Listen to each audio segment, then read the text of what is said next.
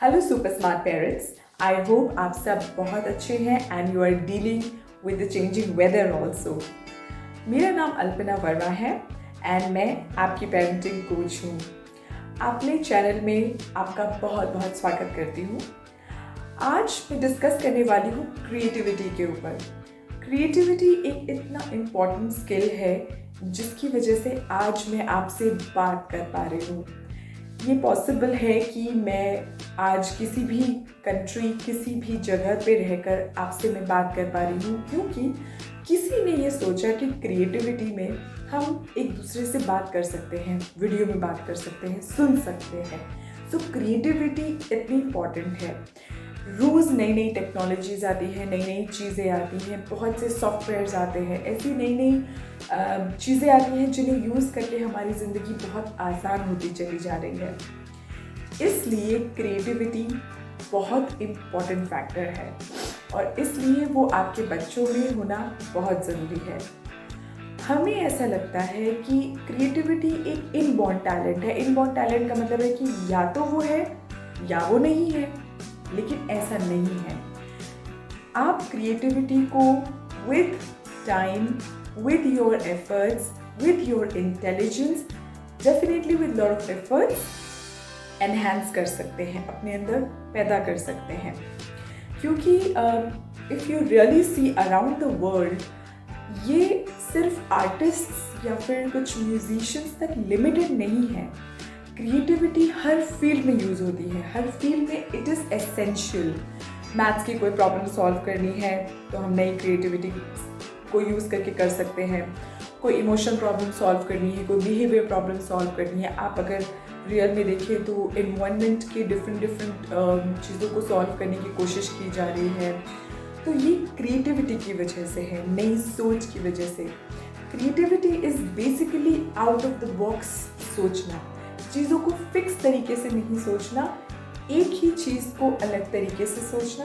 एक ही प्रॉब्लम का अलग सोल्यूशन हो सकता है, इस चीज़ को हम क्रिएटिविटी कहते हैं। सो आज हम डिस्कस करेंगे कि हम किस तरीके से अपने बच्चों के अंदर क्रिएटिविटी को एनहांस कर सकते हैं, एनकरेज कर सकते हैं।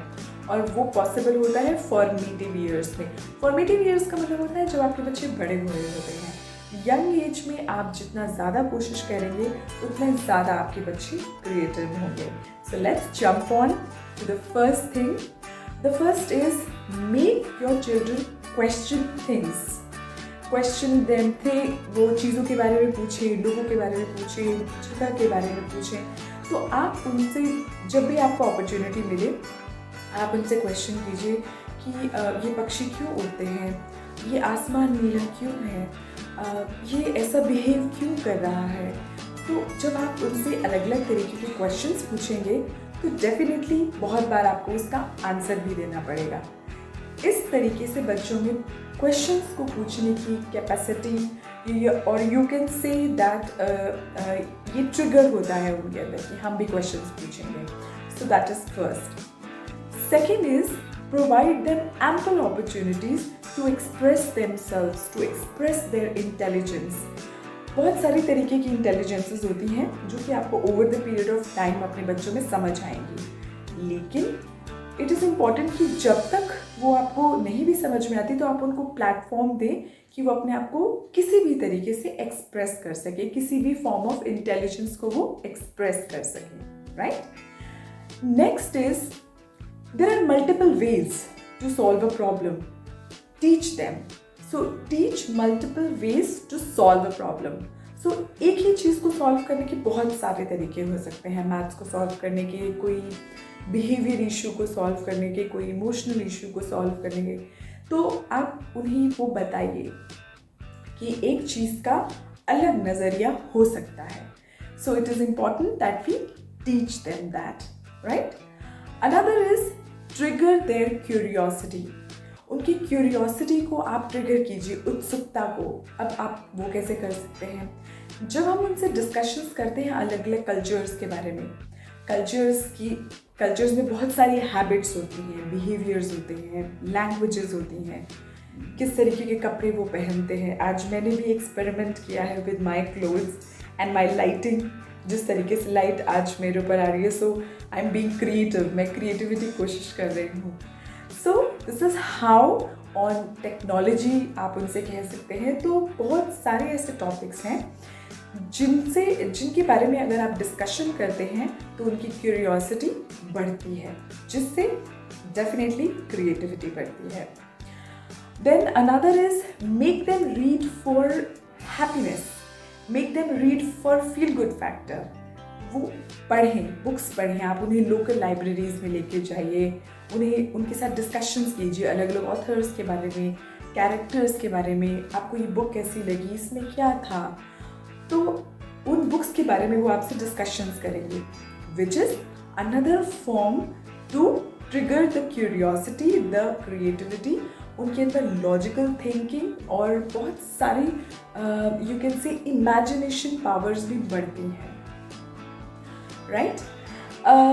Very very important thing is which is one point कि किसी भी क्रिएटिव एक्टिविटी के लिए या क्रिएटिव एक्सप्रेशन शो करने के लिए आप उन्हें रिवॉर्ड नहीं दीजिए, क्योंकि ये एक स्किल है, ये एक यू कैन से इट इज़ समथिंग इन जिसे आप लाने की कोशिश कर रहे हैं। तो उसका अगर आप रिवॉर्ड देंगे तो डेफिनेटली वो उस रिवॉर्ड के लिए काम करेंगे, क्रिएटिविटी के लिए काम नहीं करेंगे। सो आप प्रेज़ ज़रूर कीजिए, उनके एफर्ट्स की प्रेज़ कीजिए, तो उनकी क्रिएटिविटी डेफिनेटली एनहांस होगी, लेकिन उनको उनकी क्रिएटिविटी एक्सप्रेस करने के लिए रिवॉर्ड्स नहीं दीजिए, राइट।